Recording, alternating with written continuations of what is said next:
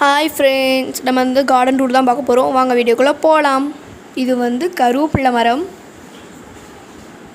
இது வந்து செம்பருத்தி செடி. இது வந்து முருங்கை மரம், நிறைய முருங்கைக்காய் இருக்குது.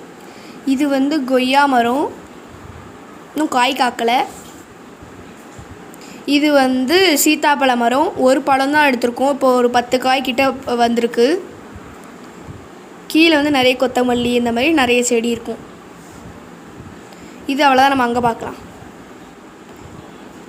இது வந்து மணி பிளான்ட். இது வந்து சும்மா செடியெலாம் முளைச்சிக்கும். இது துளசி. இது வந்து கேட்டஸ் மாதிரி. தென் இது வந்து வெற்றிலை கொடி. இது வந்து மருதாணி. நான் நிறைய தடவை வச்சுருக்கேன். பாய்.